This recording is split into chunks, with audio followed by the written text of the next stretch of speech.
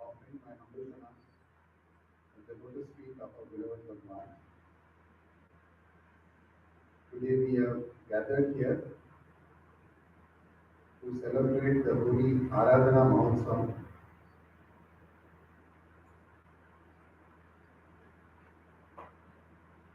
This is the celebration of the Lord who has come in human form and has entered all of us, and now he is present in our hearts and is guiding our every thought, word, and deed.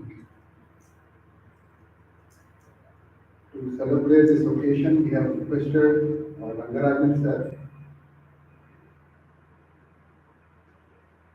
Many of us may be already aware of him, and to give a brief introduction, Rangarajan sir did his studies in Bhagwan's institution and has worked several years as a lecturer and professor in the institution. Bhagwan has given him various opportunities to serve as administrator, as a controller of examinations in the Sathya Sai University, and as the director of Vrindavan campus. Sir has also been actively helping the hospital in writing out the processes, various processes that are currently being followed in the hospital to document them. It's a massive effort, and in between his busy schedule at the university, sir is taking out time to come and help us.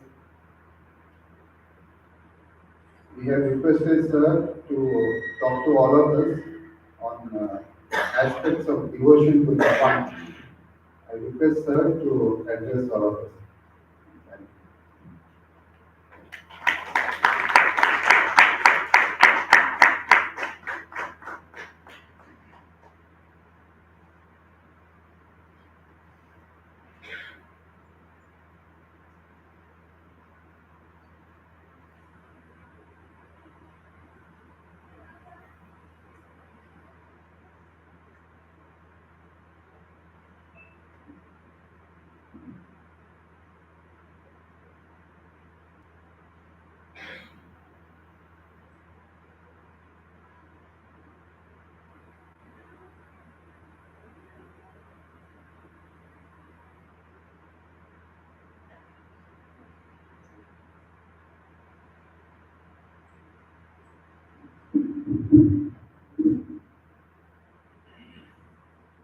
Pranam sir, Bhagwan's lotus feet.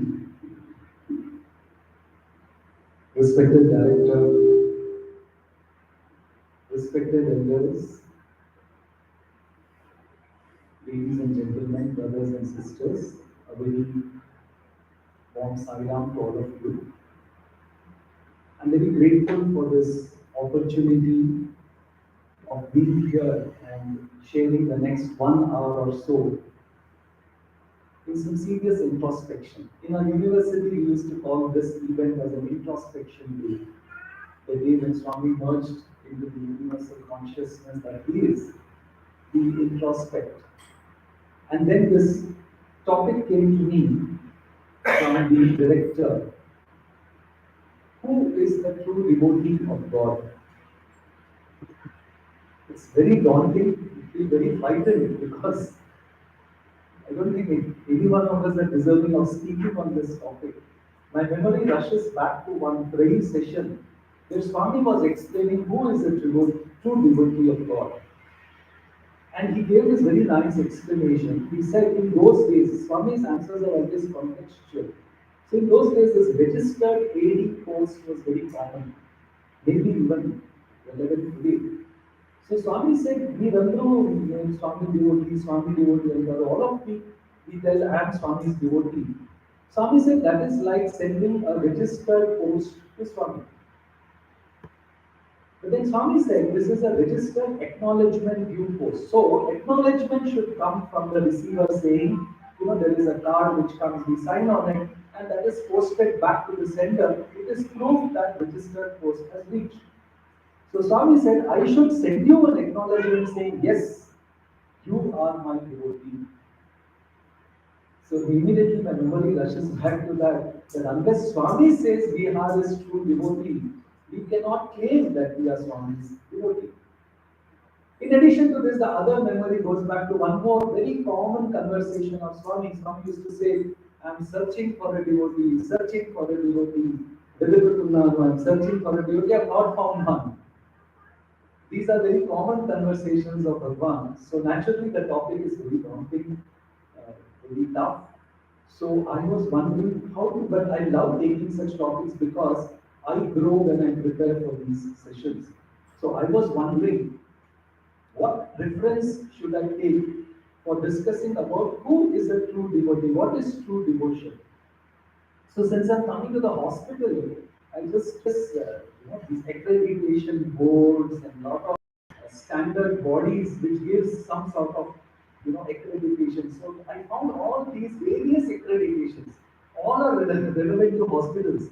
I was quite surprised. Some are for medical devices, some is for healthcare. So I said, Swami, is there some sort of accreditation devotion board, universal board of accreditation?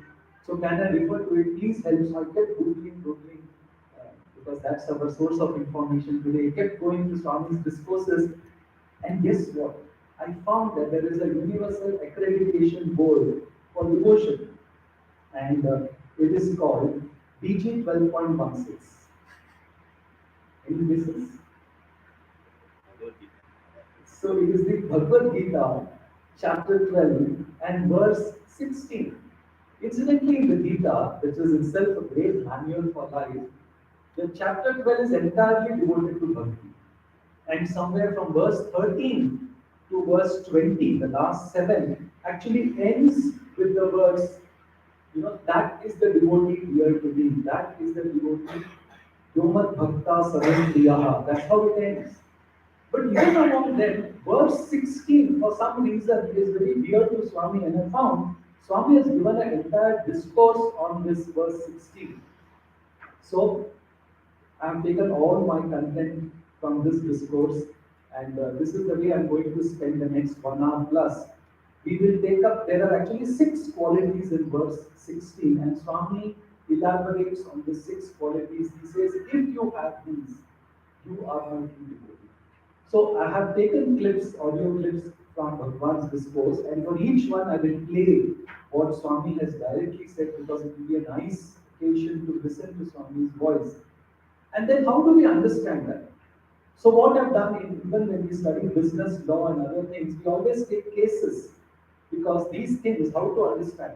The only way to understand is look at, past, pick out some case studies. Oh, so and so practice this, so and so practice this. So I went into Bhagwan's discourses and also tried to find out whom has Swami given that accreditation saying this person is good in this. So I have drawn their examples, I will narrate their stories also, and this is how we will spend the next 1 or plus in trying to understand this six qualities. I've given the reference of the clip also, so you could refer to this discourse. So let us start with the first one. I think the audio should be on.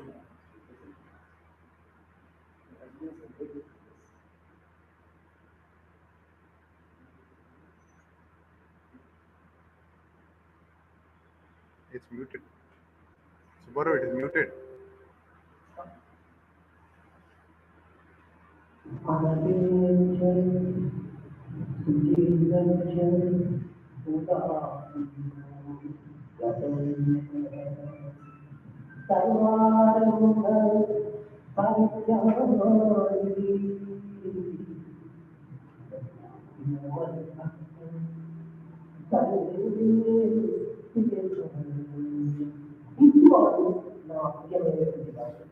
The world with these six qualities are very dear to me.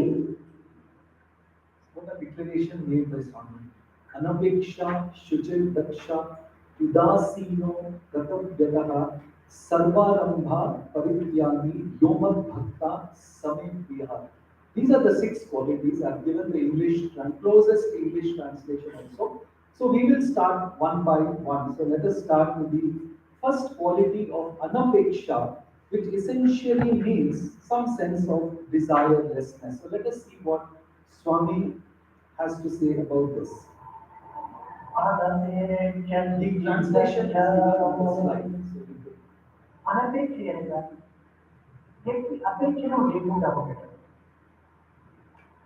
the word unapexia meant that state that we don't expect anything in return. Unapexia ఇది ఈ ప్రపంచంలో ఏ విధంగా సాధ్యమవుతుంది? The state of anapeksha, how is it possible to have it in the world? It is actually, it is possible.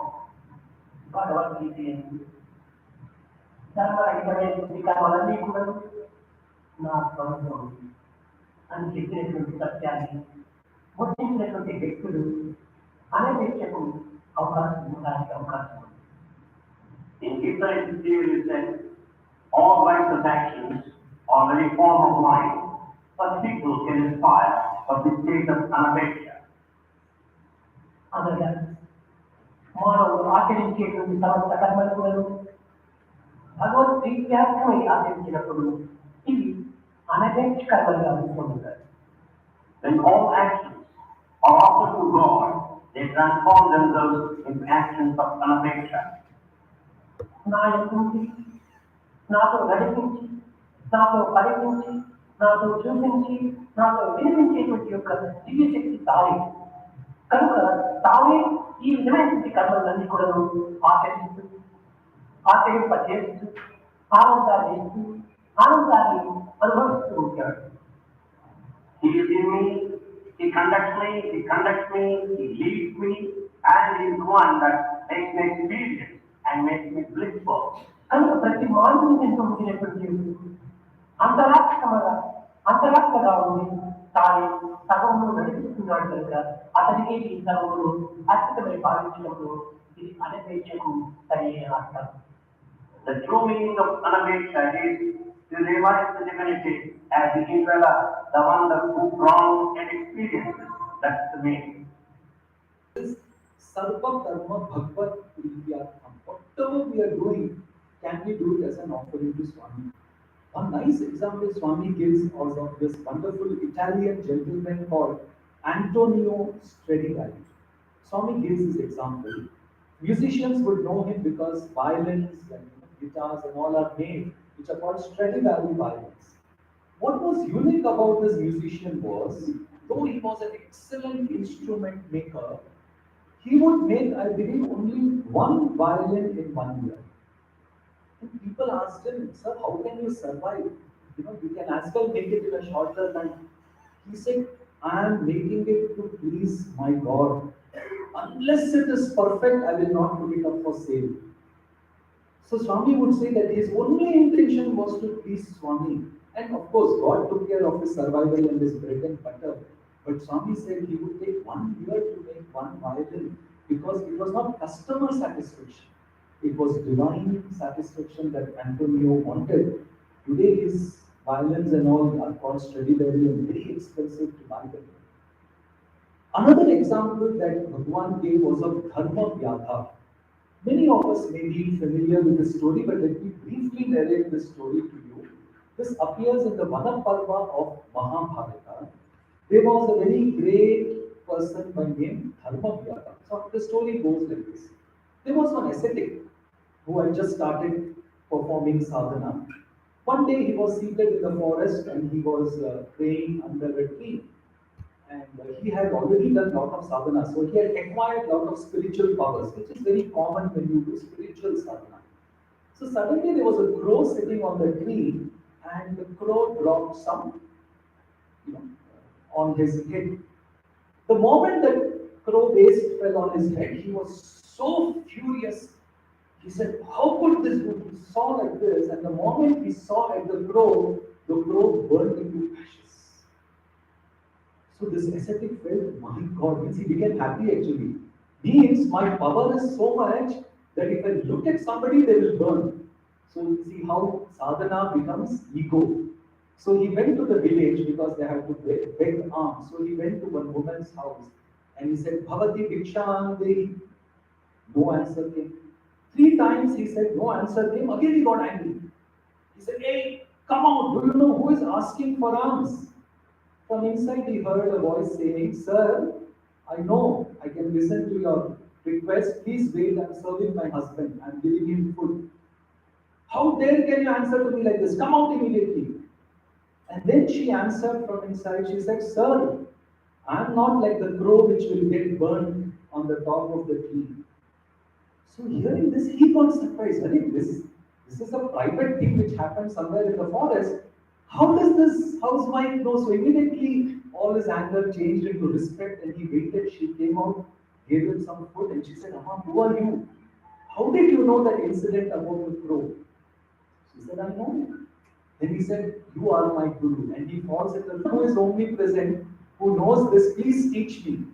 She said, I have done nothing great and I am not your guru. All that I do is I worship my husband as my Lord.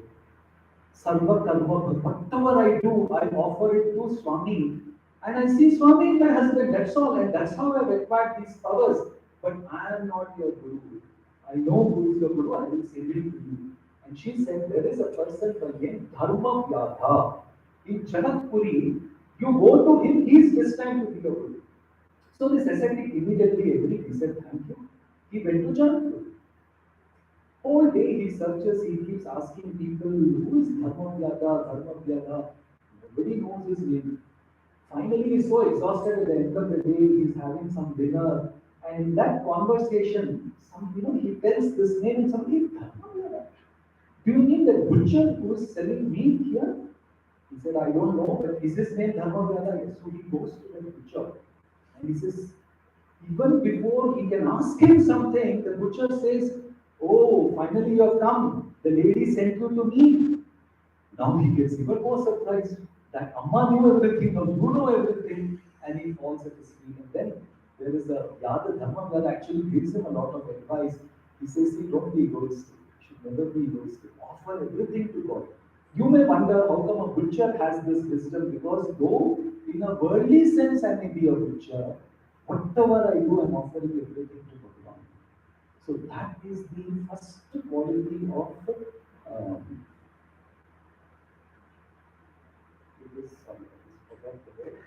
anapeksha. Anapeksha, which is the first quality, is basically offering everything to God. That is what Swami says. And these were the people who actually were offering everything to Bhagavan. The next quality of a true devotee, anapeksha, shuchihi. So shuchihi in Sanskrit we know means basically cleanliness, but it is far away from the cleanliness that we understand, especially in a hospital. Cleanliness is so critical. But that is a very worldly level of cleanliness. Swami gives a completely different level. So let us try and understand what is shuchi. Rendavadi suchi. The second quality is suchi. Suchi అనగా ఏమిటి? What do you mean by that? శుద్ధము Cleanliness. ఏమిటి ఈ శుద్ధము అంతఃశుద్ధమా లేకపోతే బహిర్శుద్ధమా Is it outer cleanliness or inner cleanliness? ఇది రెండు అవసరం. Both are necessary. ఈ శుచిని భగవంతుడు చాలా ప్రేమిస్తుంది. God loves cleanliness. Cleanliness is godliness. కేవలము బహిర్శుచి మాత్రమే మనం లక్ష్యంలో తీసుకుంటే అంతర్శుచి అనేటువంటి చాలా important. If we go by external cleanliness, how about inner purity? భగవంతుడు లోపల బయట ఉండినప్పటికీ లోపల ఉన్నటువంటి భగవంతుడి తత్వాన్ని మనం చక్కగా గుర్తించడానికి ప్రయత్నించాలి. God is present outside and also inside, but you have to understand God within. మానవుడు ఆచరించే సమస్త కర్మలు నోరు మీ ఆవిర్భవించినవే కానీ బయటది కాదు. All actions of man, they do not come from the outer side, they originate from within. That's all the reflection of the inner being. లోపల పరిశుద్ధమైన భావనలు ఉంచినప్పుడు మానవుడు ఆచరించే సమస్త కర్మలు కూడా పరిశుద్ధంగా ఉంటాయి. When there is purity within, all actions would be pure. లోపల అశుద్ధంగా ఉండినప్పుడు మానవుడు ఆచరించే సమస్త కర్మలు కూడా అశుద్ధంగానే ఉంటాయి. When there is impurity within, all his actions would be dirty. లోపల నుండి ఆచరించేటువంటి What is it that is done within? ఈ పరిశుద్ధము కావాల్సినటువంటిది మనోవాక్కాయం. The purity encompasses these three, the mind, word, and the body. So this aspect Swami actually splits into 4 parts. He says inner cleanliness, which consists of mano, vak, and kaya, and also outer cleanliness. So there will be 4 small instances we'll be taking up. So let us start with first inner cleanliness. In that, let us start with purification of mind or mano shuchi. అనేక విధమైనటువంటి యొక్క దుశ్చింతన చేతలు, దుస్సంకల్పముల చేతలు, దురాలోచన చేతలు ఈ మనస్సు మానవులో ఉంటాయి. Mind is polluted because of bad feelings, wicked thoughts. ఈ యొక్క దుస్సంకల్పములను మానవుడు సాధ్యమైన వరకు ప్రవేశించకుండా చూసుకోవాలి. The human being should take necessary care in order to avoid bad thoughts. ఎప్పుడు చూపించుకోవడం దురాలోచనని All the time he is indulged in maneuvering. భావం సద్భావానికి ఇలాంటి భావములు మనసులో ప్రవేశించినప్పుడు వారి నిరంతరము వీటి యొక్క అపవిత్రమైన యొక్క పట్టణాన్ని తాను చూసుకుంటాడు. Since the mind entertains such feelings, he only gets in turn with unstable rhythm. కనుక మనస్సు పరిశుద్ధం కావాలన్నా In order to make the mind pure, దురాలోచనలు దూరం చేయాలి. one should keep the wicked thinking in. దుశ్చింతనకు ప్రవేశించకుండా చూసుకోవాలి. He should never be exposed to bad thoughts. దుర్భావములు దూరంగా ఉంచుకోవాలి. He should get away from these feelings. అప్పుడే మనసు పరిశుద్ధమవుతుంది. Then only mind will be purified. The first aspect Swami discusses here is mano shuchi. Be positive all the time because he says yat bhavam. Actually, we don't realize, but everything around us is actually because of us, because of what we think. And Swami gives a very nice story, which many of us must be aware of Yudhishthira and Duryodhana. Krishna wanted to teach this lesson to the world. So on one occasion, Krishna calls Yudhishthira and Duryodhana and he says, I have a task for you. Please go around the entire city today and by night come back and tell me the name of the best person, the most real good person you know, because I have some project I have to give it to him. So Krishna's command, both of them agree and they go around the entire city and they come back at night. And Krishna says, so please tell me, please report to me, who is the best person? So Duryodhana comes first as usual, he's always full of rajas and he says, Krishna, not even one good person. There is nobody good. Entire place is full of evil people, wicked people, bad people. So Krishna says, oh, is it? Oh my God, then I'll have to search for somebody somewhere else. He says, Yudhishthira, what is your report? Yudhishthira says, Krishna, Everybody is so good. I didn't know how to differentiate one person from the other because to me, all of them appear good. And then Swami goes on to explain, see, this was the mental state of those people. Since Duryodhana was filled with wicked thoughts, he only saw evil everywhere. Since Yudhishthira was so sattvic and so pure, he could see only goodness everywhere. So this is the second quality that Swami expects a true devotee to have. Be positive, which is for our own good, because when we are positive, we will attract only positive things towards us. Yet bhavam tattvam. The second type of shuchi that Swami talks about is vak shuchi, purification of speech. So let us see what is the meaning of this. ఈ వాక్కు పరిశుద్ధముగా ఉండాలి. It should be pure. ఇది పరిశుద్ధము కావడానికి దీనికి మనం చేయవలసిన పని ఏమిటి? What is it that we should do to purify our speech? వాక్యం సత్యం సత్యం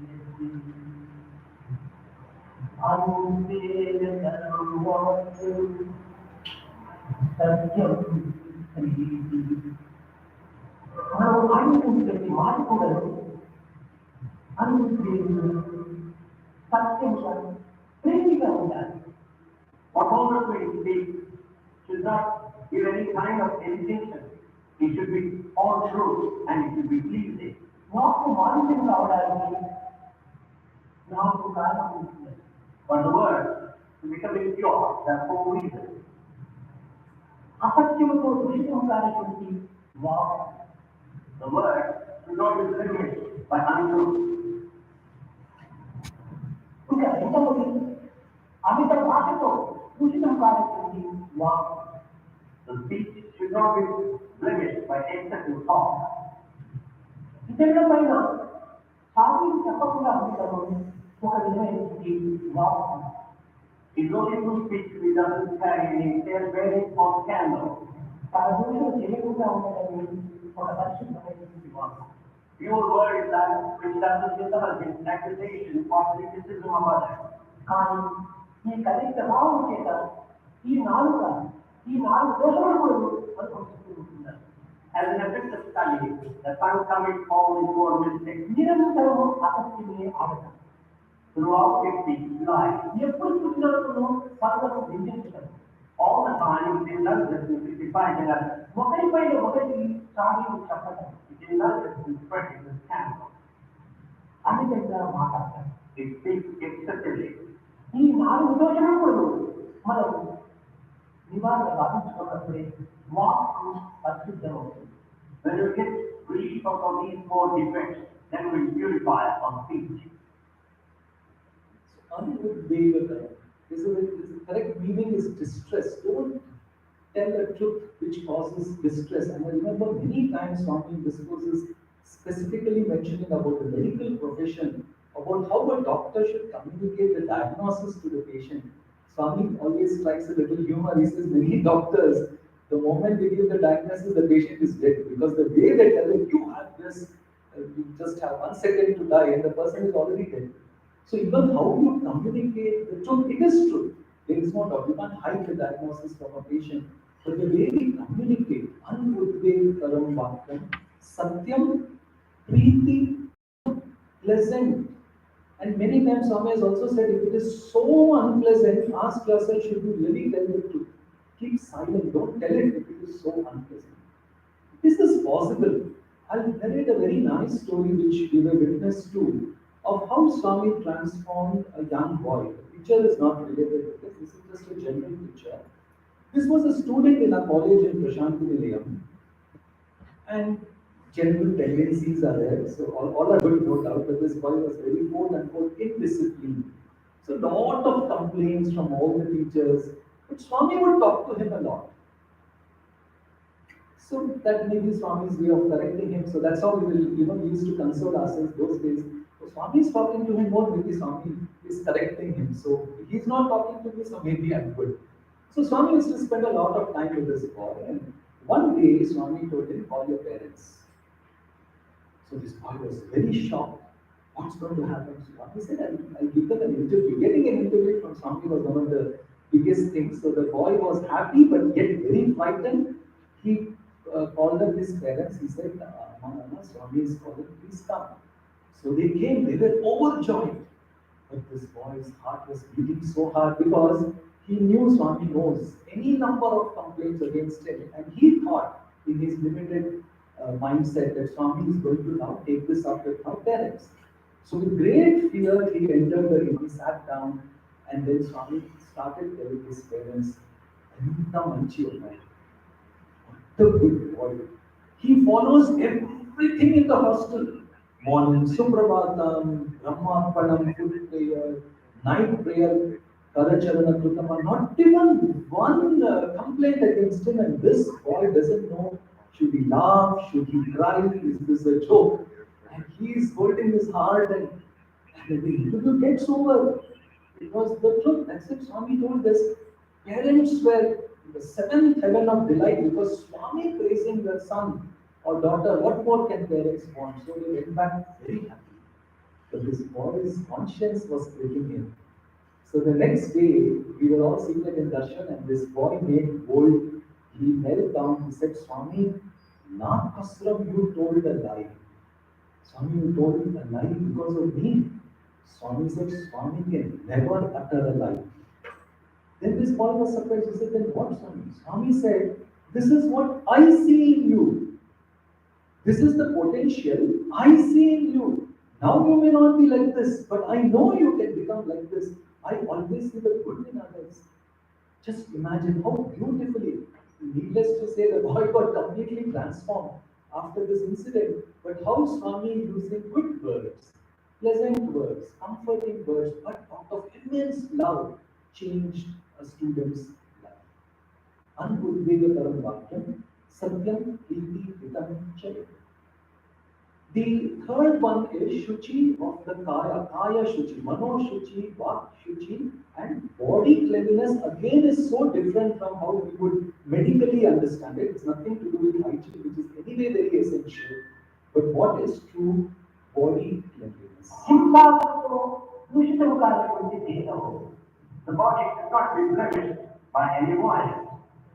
ఈ చేతులతో అనేక రకమైన యొక్క హింసలు గావిస్తుంటాం. With the hands, we commit so many acts of violence. ఈ చేతులతో అనేక విధమైనటువంటి పాపములు ఆచరిస్తుంటాం. With these hands, we commit many sins. శరీర వాక్యం ధర్మ సాధకం. ఈ శరీరము ధర్మాచరణ నిమిత్తం ఏర్పడిందే కానీ దుష్కర్మ చేయడానికి ఏర్పడింది కాదు. Body is gifted to do righteous actions, not wicked actions. మానవత్వము ఈ శరీరంతో కూడినటువంటి The human life has got this body.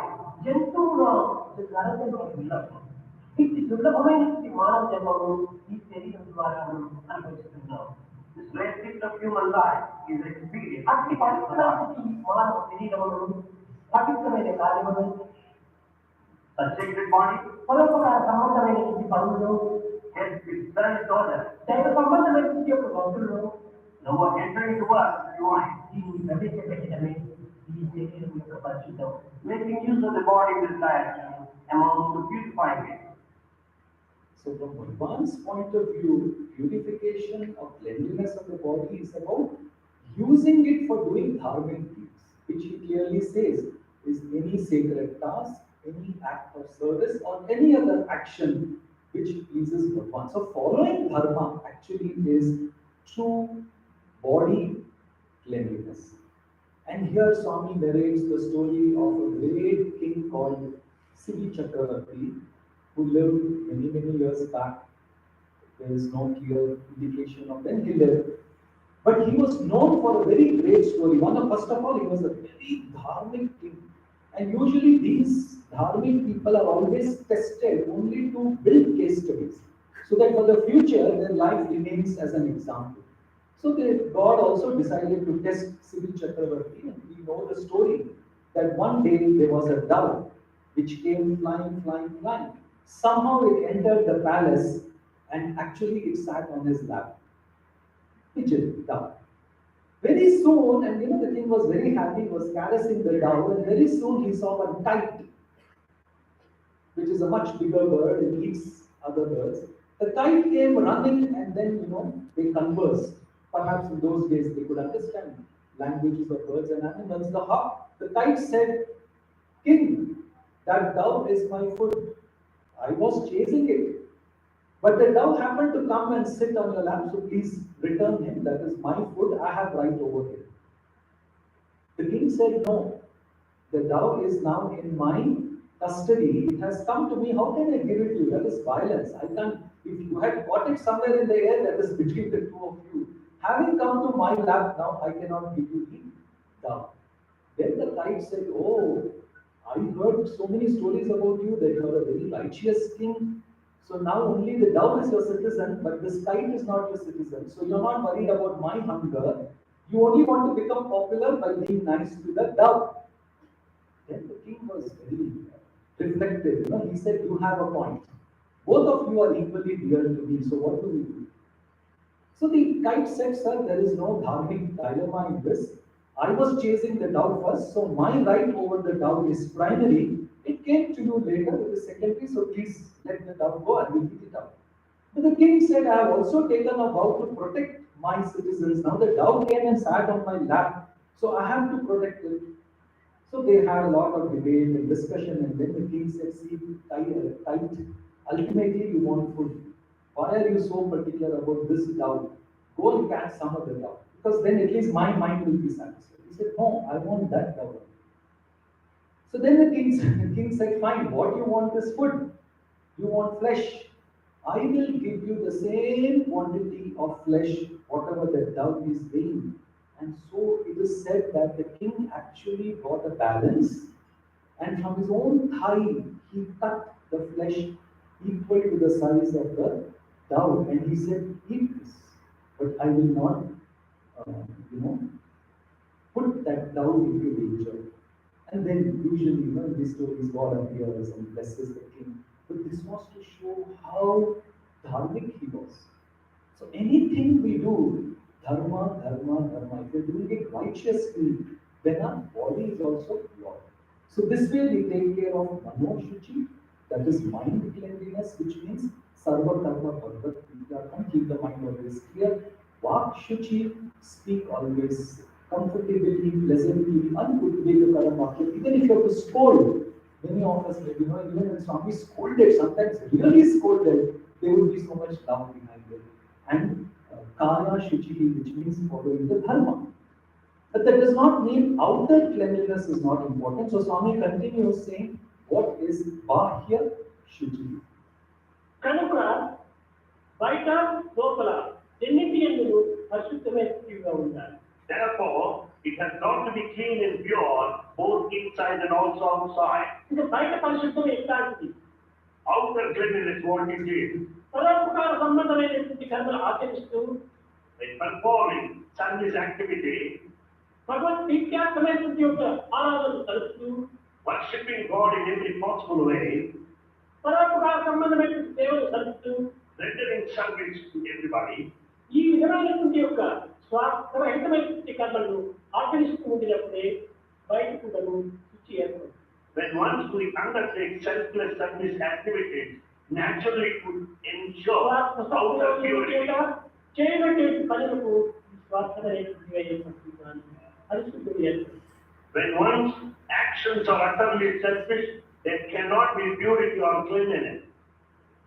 So basically, Swami is saying, go beyond the call of the duty. Yes, this is my duty. That is only duty. But selfless. How much more can I do it? With what pure intention can I do it? And every bit of such activity we do gets added to our bodily cleanliness. Here I have taken some examples, not directly given by Swami, but since I read about it and we know all these people, very great people. Baba Amte from Maharashtra was one such person who spent his entire life in serving people. He was known especially for serving the lepers. In those days, it was believed leprosy was an infectious disease. I'm not sure the stand today, but still he lived amidst them, served them all the time. And why I took this example, when I was reading his story, I was struck by one incident in his story. where his disciples one day asked him, Master, why have you never gone to the Vishnu temple? Just little away, a few kilometers away, there was a Vishnu temple. He said, Master, you've never been there. We should go there one day. It's a beautiful temple. He said, what is the need for me? Because for me, every leper who is coming here, I see Vishnu in him. He had reached that stage. So it was okay because he had reached the stage where every person he served, he said, Vishnu is coming to my home. Why should I go to Vishnu? Similarly, if we read Mother Teresa's stories also, we look at the positive sides of all these amazing lessons we can learn. And in one of her interviews, she says, when I treat a patient, it's only Jesus. Nothing else. It's me, Jesus, me, Swami. At that point of time when I'm serving my patient, the whole world ceases to exist. Look at the power they have. That is bodily cleanliness according to Swami. Nothing else should exist when I'm serving my patient. My entire existence is for the benefit of that patient. So this takes care of the first two Anapeksha and Shuchi. Anapeksha is the first one, desirelessness, and Shuchi, which consists of four parts: inner cleanliness, which is mind, word, and body, and outer cleanliness is what we saw now. Anapeksha, Shuchi, Daksha. Daksha means determination. That is another quality of a true devotee. So let us see what Swami has got to say about Daksha. The మూడవది Daksha. Third one, Daksha. అనగా ఒక దీక్షను పట్టడం. Daksha meaning determination. ఎట్టి దీక్షను పట్టాలి? What sort of determination? ఏది మనం చేయాలనుకున్నప్పటికీ దీన్ని సాధించేంత వరకు కూడా మనకి ఏమాత్రం శాంతి లభించదు. Whatever you want to accomplish, you have to determine, and you can never be peaceful until you attain. Such a determination you should have. నేను అప్పుడప్పుడు చెప్పుకుంటాను. Bhagavan tells us now and then. పట్టిన పట్టేదో పట్టనే పట్టింది, పట్టునే తెలిసాక అట్టే ఉంది. Somehow or other you have determined, until it is accomplished, do not leave. ఇది ఏ దీక్ష. This is determination. కోరిన రేడియో కోరనే కోరితివి, కోరిక చెల్లుతాక కోరు. Having desire, until desire is fulfilled, do not leave. అది ఏ దీక్ష. That is determination. అడిగిన రేడియో అడగనే అడిగితివి, అడిగిన ఎదుగాక ఇంకొకటి. You have asked finally, until it is given, do not go. ఇది ఏ దీక్ష. That's just determination. తరచిన radio తరచనే తరచితివి, తరపు తీరుగాక పోవచ్చు. One way or other you thought over, and that thought is completely realized. Don't go. That's just determination. కరెక్ట్గా మనకి ఏమి జరగాలి? What should happen? కోరు పడలేక తానైనప్పుడు మరియు Out of disgust, it should bless you. గొడవ చేయక నీవైనా అడుగువలి. Or you may have asked, having lost consciousness. Only that. తిరిగిపోవుట భక్తి దీక్ష కాదు. If you return, it is not the quality of a devotee. సరే దీక్ష అనగా ఏమిటి? What is determination? భగవంతుని పొందాలి, I should have God. భగవంతుని చూడాలి, I should see God. అనుగ్రహాన్ని అందుకోవాలి I should receive His grace. అనేటువంటి దీక్షను పట్టుకుంటా నుంచి దీర్ఘంగా పట్టాలి. You should have strong determination in this direction of attaining God. Be with Him. పట్టినటువంటి భక్తుని భగవంతుడు అంతేగా ప్రేమించాడు. God loves such a devotee with that strong determination.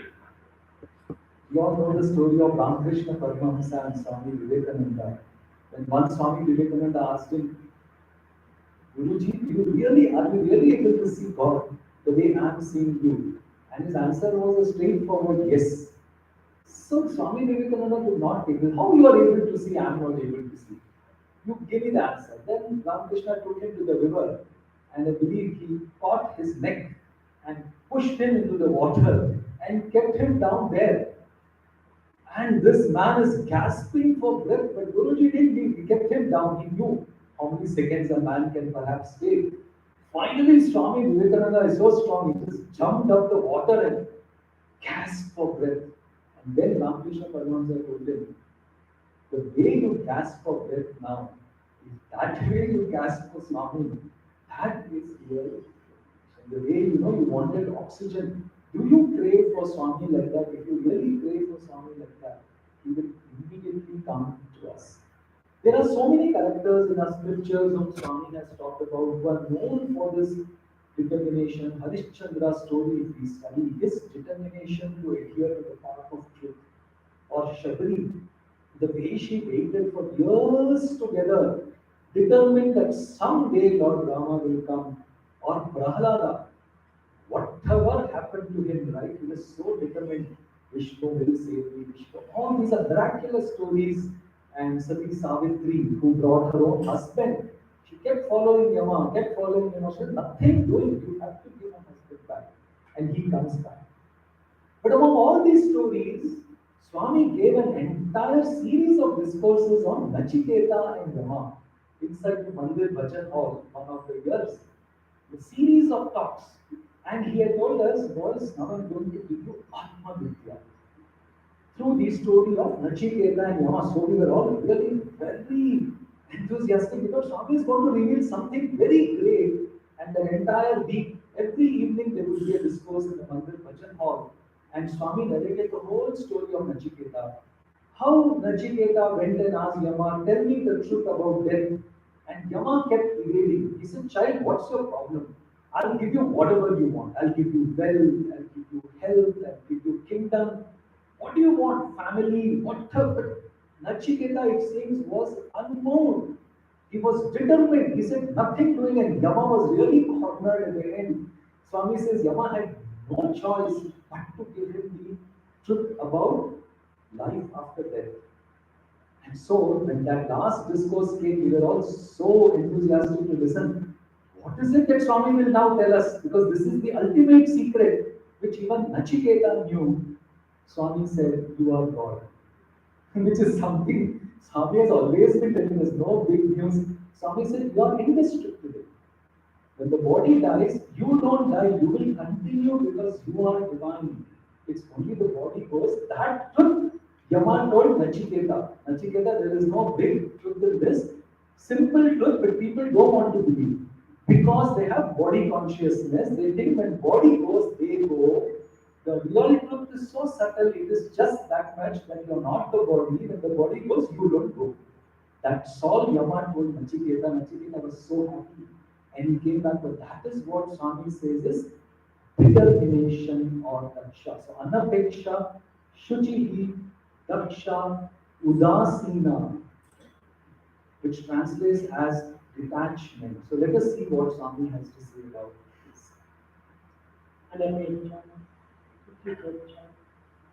ఉదాసీనం Then comes Udasina, ఏమి ఎందుకు తాను కదలకుండా ఉంటాయి. unattached, Udasina. అన్ని పనులు చేయవచ్చు, You can do all, కానీ ఆ పనులకు తనకు ఏ సంబంధం ఉండదు. but you should not be attached to certain tasks assigned. ఏ విధమైనటువంటి కార్యములైనా పాల్గొనవచ్చు. Any task or any work that you might undertake. పరోపకార సంబంధమైన కార్యంలో పాల్గొనవచ్చు. You can also participate in certain activity. కానీ దాని ఫలిత నిమిత్తమై నీవు ఆశించుకుంటూ ఉండాలి. But you should not expect any results or rewards thereof. ప్రతి కార్యములను కూడా ఫలరహితమైన యొక్క ఆపేక్ష కలిగి ఉండాలి. You should not have any expectation of any results out of your actions. ఇంతే కాదు, Up to the day. ఇంకే విధమైన యొక్క పరస్పర యొక్క సంఘర్షణను మనం జాగ్రత్తగా ఉండాలి. In respect of organizations, you have to be utmost careful. పేరు ప్రతిష్టకై మనం ప్రాపులాడకూడదు. We should not struggle for name and fame. కీర్తి మర్యాదకై మేము ఏమాత్రం ఉండకూడదు. We should not submit ourselves to courtesies and hospitality. అయ్యో నేను ఎంత పని చేస్తుంది, నా పేరు పేపర్లో పడలేదే అనే దురాశకు దూరం కావాలి. You should not entertain a desire that you should have your name published in the newspaper for the work you have done. నీ విధమైన ఫలితం కోసం నీవు ప్రాపులాడేటప్పుడు చేసిన పని యొక్క ఫలితం కూడా శూన్యమవుతుంది. If you have got some expectations of vanity, the very purpose of the work is lost. కనుక ఏ పని చేసినప్పటికీ ఆ పని యొక్క ఫలితాన్ని నీవు ఆశించినప్పుడు దానికి నువ్వు పొందిన వాడవుతావు. Therefore, if you have got expectations on the fruits or the results, it amounts to total loss of the work. కనుక అట్టి ఫలరహితమైన స్థితి యొక్క కర్మల్లో మనం పాల్గొని We have to participate in such selfless ఇందులో activity. జయం జరిగినా అపజయం జరిగినా కానీ రెండింటినీ సంతోషించింది జీవితాలు గడపాలి. We might win or lose, but yet we should have that equanimity and be happy. So Udasina, it may sound very tough the way Swami says, don't have any expectation. I always take it with a little bit of relaxation. Perhaps what Swami says is nobody can really act without motivation or expectation, but don't have anxiety for the fruit. If it has to come, it will come. So I always tell students, you want the gold medal. Yes, that desire has come in your mind, work hard for the gold medal. But real Udasina is determined based on how you behave when the result comes. If you get the gold medal, don't start jumping because you know it is God's grace and human effort, so be grateful to God. And in case you don't get, still be okay because you put in your best. And maybe Swami felt it will come sometime later. So that is the real meaning, I think, of Udasina.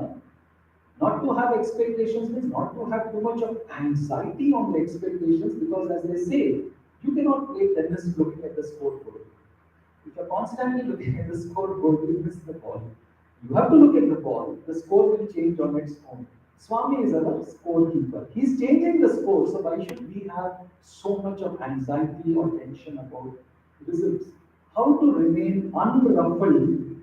There may be many examples in scriptures, but one story that Swami always narrates when it comes to Udasina is Lord Rama. And especially during the period when one night he was to be coronated as a king, and the second day morning he is asked to go for 14 years exile. It may sound very trivial as a story, but suppose we translate it into our own life. Let's say one night you have been promoted to some very high position, and next day you get a letter, we don't need your services. Right? It's quite possible in real life. How will our face be? I remember whenever sometimes I have some tension, some stress, and I go to class, immediately students ask me, sir, what's your problem today? I said, no sir, we can make out from your face that there is something wrong. Though I try so hard to keep my personal problem, my own, face is the index of the mind. Immediately my students observe that there is something wrong. But when Rama was told you have to go on exile, Bhagwan says, not a muscle twitched on his face. Not one tweak on his face. The same, smile what Rama had, absolutely no difference. That is the extreme, ultimate state of Udasina, but this is what Swami says a true devotee should have. Not get elated when you are victorious, and not get too depressed when you fail, because life is like a pendulum. So Swami says the more you rejoice when you are victorious, life will ensure you are equally disappointed when you lose. So what to do?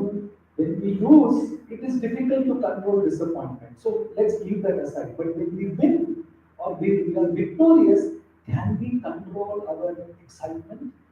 Because the lesser you get elated, life will ensure the lesser you get disappointed. Eventually, the pendulum should stop moving and come exactly in the center where whatever may happen, I continue to do my work.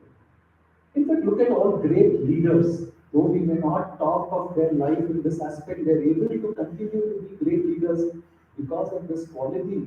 If they were to get really, swayed away by name and fame, they can't perform the duties, being the president or the prime minister or the chief minister or whoever it is. So, anapeksha, shuchihi, daksha, udasino, 4 are over. The fifth one is gatam vyataha. What is gone is gone. Any number of times Swami tells us, so that's why Bhagavan says, live in the present. So one more quality of a true devotee is live in the present.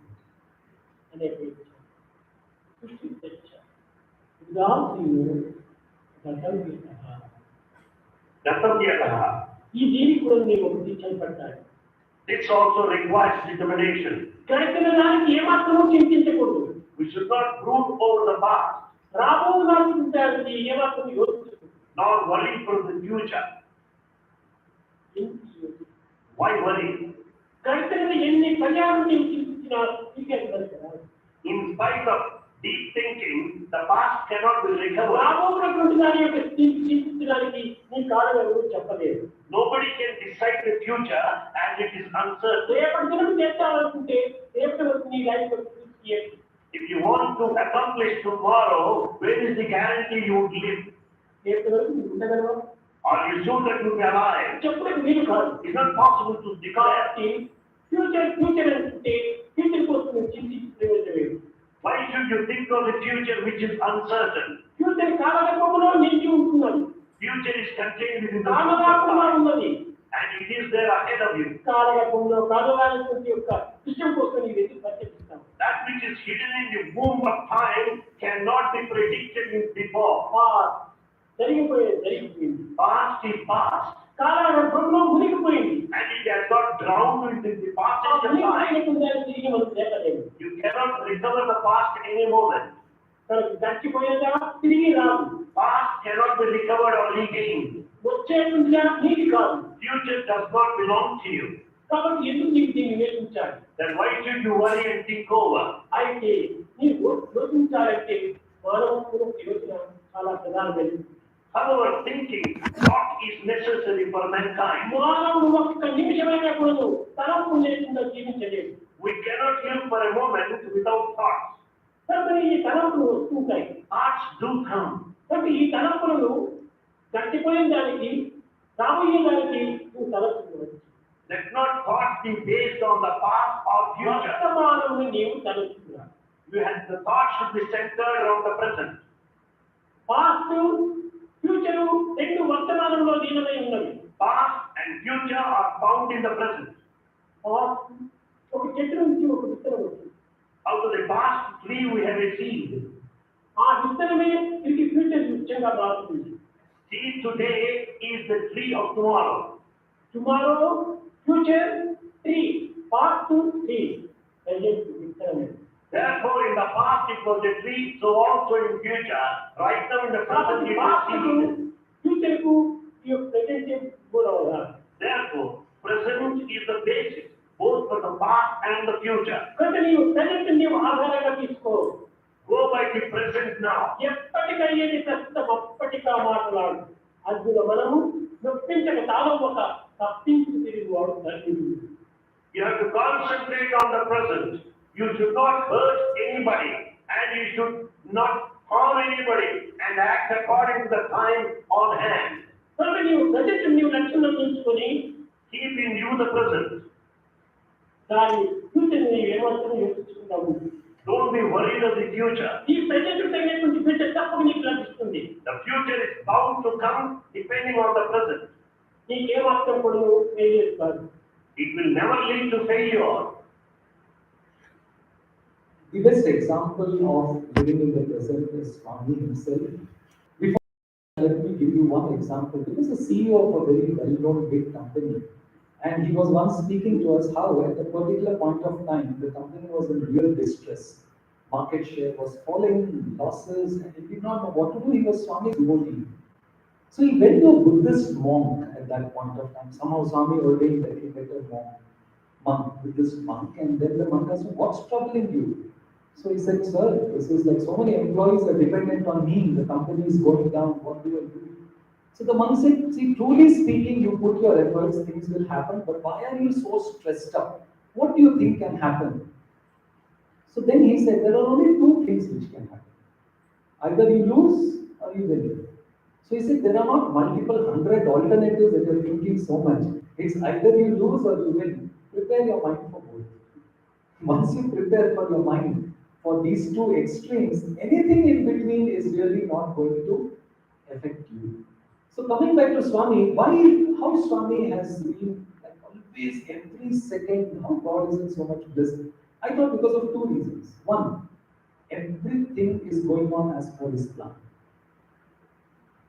One of of the reasons why we feel disturbed or we look at past or future is unpredictability. We don't know what's going to happen. Will it happen the way I want?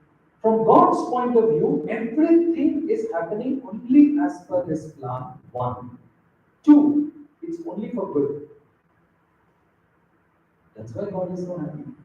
So Swami gives us these two mantras. Remember these two mantras because really living in the present is a very complex thought process. Ramana Maharishi says if you really want to know what is present, it's a nice exercise we all can try. He says night when you are sleeping, keep on observing when have I fallen asleep. Now I am awake.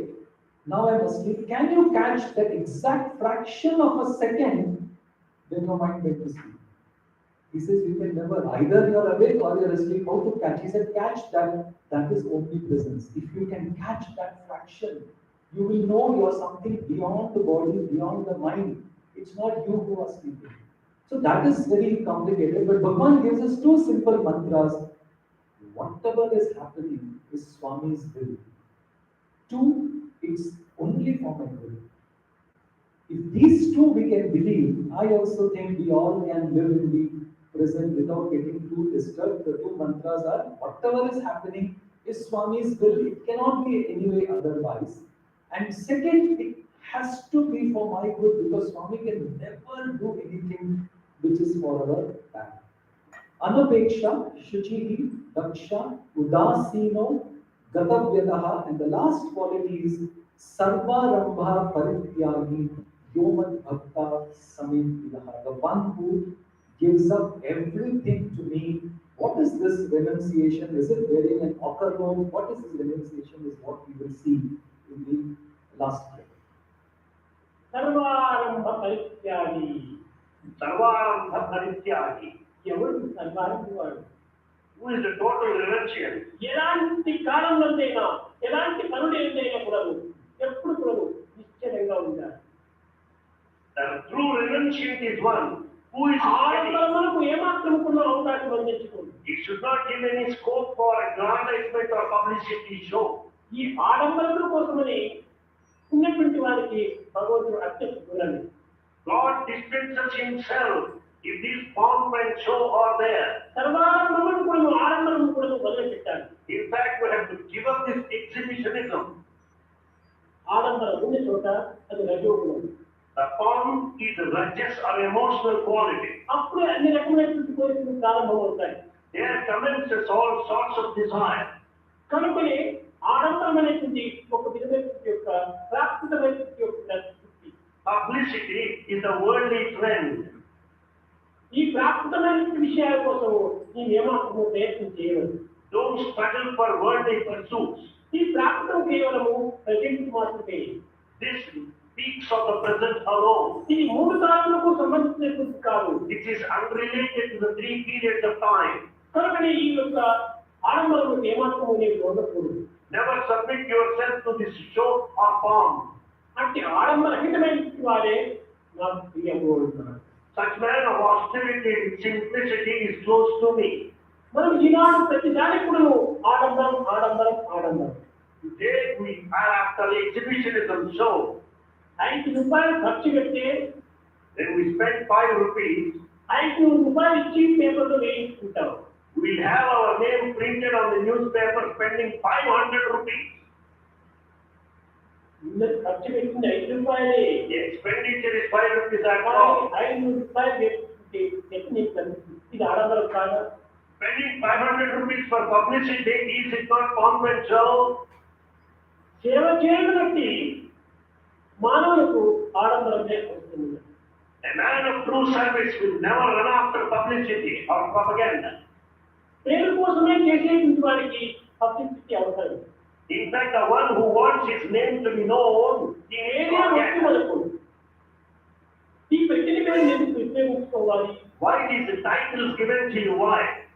కనుక నీవు ఈ ఆడంబరాలకు ఏమాత్రం కూడా అవకాశం లేదు. Never entertain any publicity or pomp. ఈ ఆడంబరము నుండినంత వరకు కూడా ఆత్మానందం నీకు లభ్యం కాదు. So long you are after this external show, you never enjoy this bliss. ఆత్మానందమే నోచుకోలేని వారికి భగవద్గీత నీకు ఎట్లా లభిస్తుంది? When you do not experience the bliss of yourself, how do you earn God's grace? So that's the last quality of Sarvadamba Parityagi. Renunciation basically means surrendering everything to God.